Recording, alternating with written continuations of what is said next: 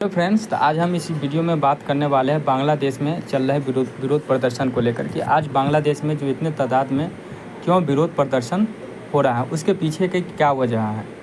इन्हीं सारी बातों पर आज हम इस वीडियो में बात करेंगे। तो हम आपको बता दें कि बांग्लादेश में जो इतने तादाद में विरोध प्रदर्शन हो रहा है, उसका एक मुख्य वजह है सरकारी नौकरियों में आरक्षण की व्यवस्था। और ये आरक्षण की व्यवस्था को लेकर इतनी लड़ाई क्यों हो रही है।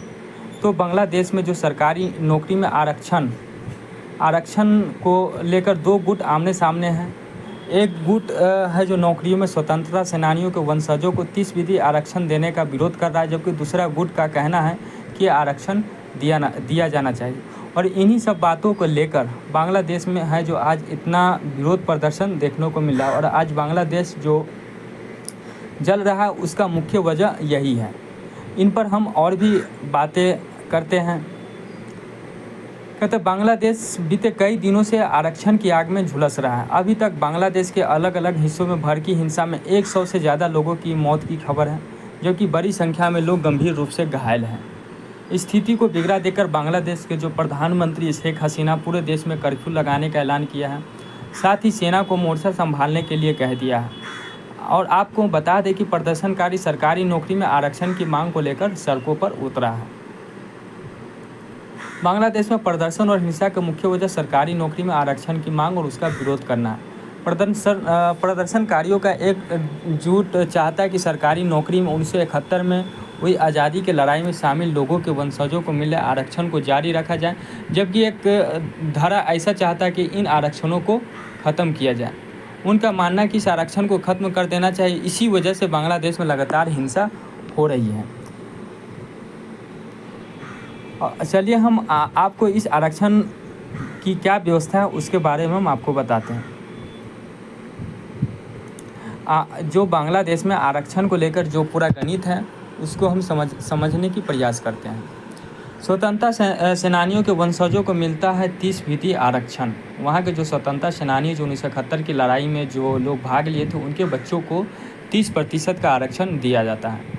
बांग्लादेश में सरकारी नौकरी में मिल रहे आरक्षण की बात करें तो इसके तहत स्वतंत्रता संग्राम में हिस्सा ले चुके लोगों के वंशजों को 30% आरक्षण दिए जाने का प्रावधान है, जबकि 10% आरक्षण महिलाओं के लिए रखा गया है।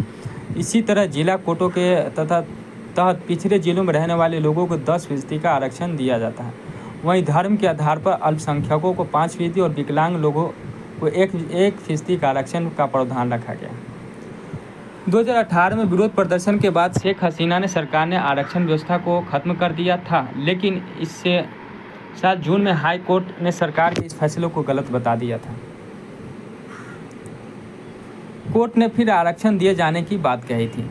आपको बता दें कि सन 2018 में आरक्षण रद्द किए जाने के खिलाफ फैसला बांग्लादेश के रिजर्वेशन का विरोध लंबे अरसे से चल रहा है। सन 2018 में देश भर में हिंसक विरोध प्रदर्शन हुए थे, जिसके बाद सरकार ने उस श्रेणी के नौकरियों में आरक्षण रद्द कर दिया था। इस साल 5 जून को बांग्लादेश हाई कोर्ट ने आरक्षण को लेकर एक याचिका पर फैसला सुनाया है। कोर्ट ने सन 2018 में सरकार के आरक्षण रद्द करने के सर्कुलर को अवैध बताया। कोर्ट के इस फैसले से स्वाभाविक रूप से सरकारी नौकरियों में आरक्षण फिर से लागू हो जाएगा। और दूसरा, जो यहाँ इतना तेज़ी से प्रदर्शन हो रहा है, उसके लिए वहाँ एक शब्द इस्तेमाल किया गया है जिसको लेकर भी लोग और तेज़ी से वहाँ विरोध प्रदर्शन जता रहे हैं।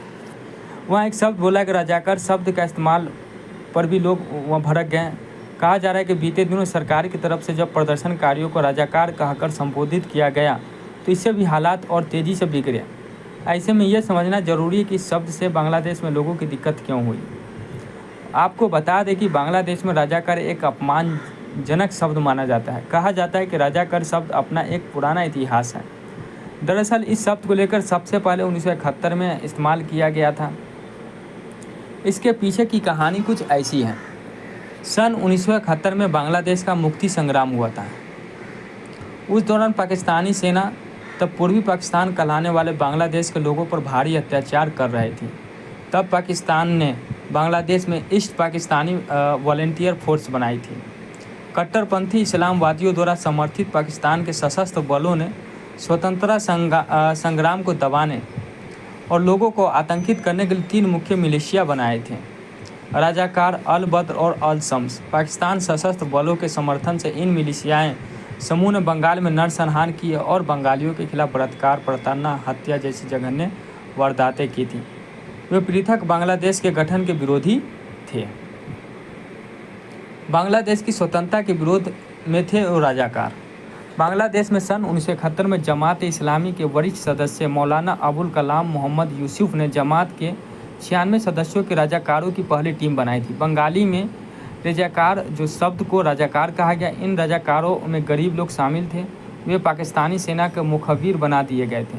उनको स्वतंत्रता सेनानियों के खिलाफ लड़ने के लिए हथियार भी दिए गए थे। इनमें से ज़्यादातर बिहार के उर्दू भाषी प्रवासी थे जो भारत की आज़ादी और बंटवारे के दौरान बांग्लादेश चले गए थे।